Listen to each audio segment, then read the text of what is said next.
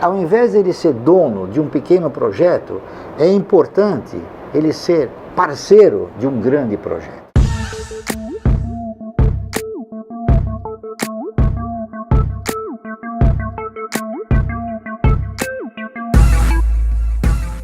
Nesse episódio você vai saber como investir em ações. Os jovens hoje, a primeira coisa que eles têm que fazer é exorcizar essa mentalidade de agiota.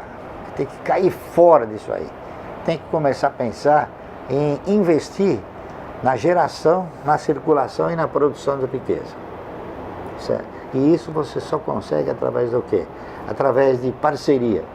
Que parceria? Parceria com bons projetos. Agora, com a Selic caindo, as pessoas vão ter que buscar outras opções de investimento, porque elas não vão mais conseguir aquela rentabilidade de 13, 14 que tinham. E a Bolsa é um ambiente que propicia essa oportunidade de ter ganhos maiores do que a Selic, principalmente a esses níveis. Basicamente, são duas as principais formas de investir. Por meio de um fundo de investimento em ações ou por meio de um sistema chamado Home Broker, onde o próprio investidor pode escolher as suas ações. Recomenda-se a pessoas que tenham valores bastante pequenos, né, para os padrões de um investidor de bolsa, vamos dizer algo assim, talvez na casa de centenas de reais, né, que procure, por exemplo, fundos de investimento ou ETFs, que é uma modalidade de fundo de investimento, que permite a pessoa investir não em uma ação, mas em uma carteira de ações bem diversificada, com baixo custo, né? Uma coisa acessível para quem tem pouco dinheiro. Quem já tem bastante dinheiro já pode pensar em montar carteiras um pouco mais personalizadas. Então, os fundos acabam sendo uma porta de entrada interessante, porque uma das grandes vantagens do fundo é que eles investem em carteiras grandes e diversificadas. Então, você tem que saber a equipe que está por trás desse fundo, olhar para o histórico de rentabilidade dessa equipe, como ele se comporta em momentos difíceis, a volatilidade desse fundo é a coisa mais importante.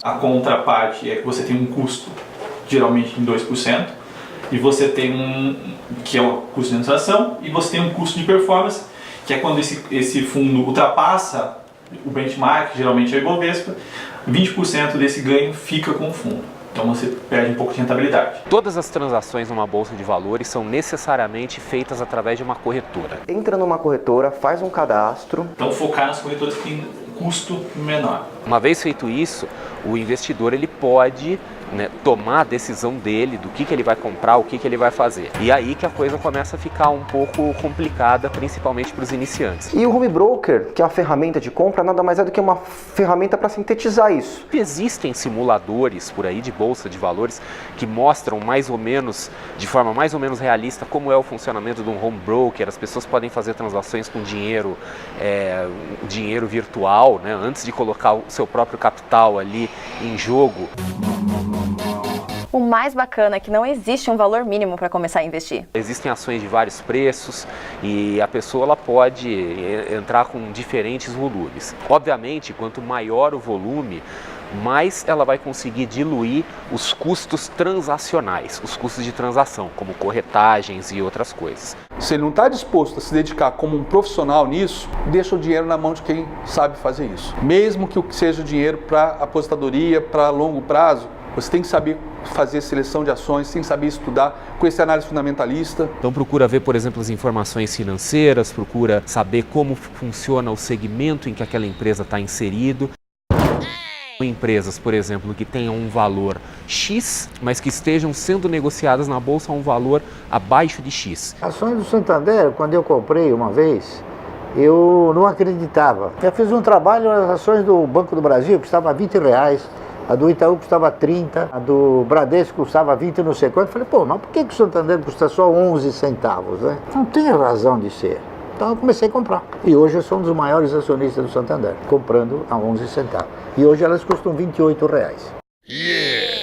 Já sabemos como investir em ações, mas são quase 400 empresas na bolsa. Qual delas eu devo escolher? Você precisa antes estudar a empresa. Essa empresa é realmente boa? Eu realmente quero ser sócio dessa empresa? E o cenário é bom para investir para essa empresa? Quem investe em ações espera ganhar de duas maneiras: com os lucros das empresas, os chamados dividendos, ou com a valorização do valor das ações.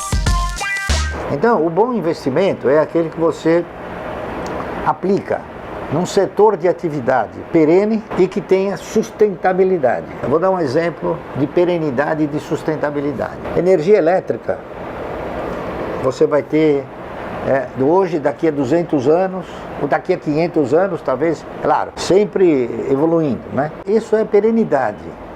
O que é sustentabilidade? Você pega, por exemplo, uma empresa que nem a Klabin. Quando ela cortou aquela árvore, ela planta outra plantinha, e aí vai de novo. E isso se sustenta. Todo mundo sabe, todo mundo me conhece, né, em redes sociais, que eu só tomo Stella. Por quê?